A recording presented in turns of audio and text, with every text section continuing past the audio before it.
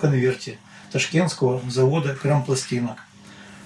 Чем она интересна? Она интересна тем, как я ее нашел. Однажды я шел по улице, вижу, несколько домов развалили под снос.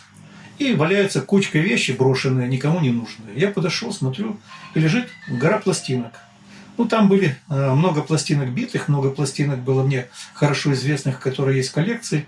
Но меня привлекло несколько. Это были пластинки еще граммофонные фирмы Патэ 1907 года. И вот эта красненькая такая интересная пластиночка. И когда я взглянул на ее оглавление, что здесь написано, я, конечно, пришел в полный восторг. Оказалось, что эта пластинка – обращение Сталина к народу в День Победы 9 мая. Я очень долго не мог ее проиграть. Думаю, какой же голос у Иосифа Виссарионовича Сталина. Ведь по-разному можно к нему относиться. Но в любом случае, это историческая фигура. Это человек, который был верховным главнокомандующим в годы Великой Отечественной войны, которую наш народ победоносно завершил. А здесь такая интересная речь. Прошло много лет, и уже совсем недавно я поставил себе задачу все-таки послушать, какой был настоящий голос у Иосифа Виссарионовича, не такой, который мы знакомы по фильмам, где он то сильно, картавит, то, у него большой акцент, то, глухой голос, то, наоборот, такой яркий. Но пластинка здесь 78 оборотов, и сегодня найти даже просто проигрывать трудно, уж тем более тот, который крутит такие старые пластинки. Наконец, мне достался вот такой старый, уже потертый, хрипит, который, громко такой проигрыватель. И давайте попробуем совершить волшебство. Достанем пластинку, включим 78 оборотов, а потом включим сам проигрыватель. Найдем пластинку, где ее первая сторона, положим ее на проигрыватель, и начинается волшебство. Товарищи, соотечественники и соотечественники, наступил великий день победы над Германией. Фашистская Германия, поставленная на колени Красной Армии и войсками наших союзников, признала себя побежденной и объявила безоговорочную капитуляцию. 7 мая был подписан в городе Реймсе предварительный протокол капитуляции. 8 мая представитель немецкого главнокомандования в присутствии представителей Верховного командования союзных войск и Верховного главнокомандования советских войск подписали в Берлине окончательный акт капитуляции, исполнение которого началось с 24 часов 8 мая. Зная волчью повадку немецких заправил, считающих договора и соглашения пустой бумажкой, мы не имеем основания верить им на слово.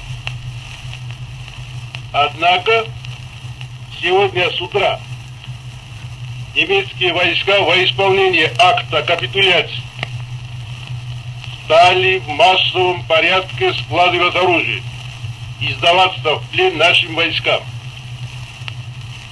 Это уже не пустая бумажка. Это действительная капитуляция вооруженных сил Германии. Правда, одна группа немецких войск в районе Чехословакии все еще уклоняется от капитуляции. Но я надеюсь, что Красной Армии удастся привести ее в чувство.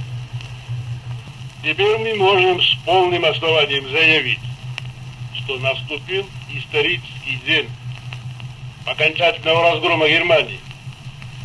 День великой победы нашего народа над германским империализмом. Великие жертвы принесенные нами во имя свободы и независимости нашей Родины, неисчислимые лишения и страдания, пережитые нашим народом в ходе войны, напряженный труд в тылу и на фронте, отданный на алтарь Отечества, не прошли даром и увенчались полной победой над врагом. Вековая борьба славянских народов за свое существование и свою независимость окончилась победой над немецкими захватчиками и немецкой тиранией. Отныне над Европой будет развиваться великое знамя свободы народов и мира между народами. 3 года назад Гитлер всенародно заявил, что в его задачу входит расчленение Советского Союза и отрыв от него Кавказа, Украины, Белоруссии, Прибалтики и других областей. Он прямо заявил: мы уничтожим Россию, чтобы она больше никогда не смогла подняться. Это было 3 года назад. Но сумасбродным идеям Гитлера не суждено было сбыться. Ход войны развеял их в прах. На деле получилось нечто прямо противоположное тому, о чем бредили гитлеровцы. Германия разбита на голову. Германские войска капитулируют. Советский Союз торжествует победу, хотя он и не собирается ни расчленять, ни уничтожать Германию. Товарищи, Великая Отечественная война завершилась нашей полной победой. Период войны в Европе кончился. Начался период мирного развития. С победой вас, мои дорогие соотечественники и соотечественницы! Слава нашей героической Красной Армии, отстоявшей независимость нашей Родины и завоевавшей победу над врагом! Слава нашему великому народу, народу-победителю! Вечная слава героям, павшим в боях с врагом, отдавшим свою жизнь за свободу и счастье нашего народа.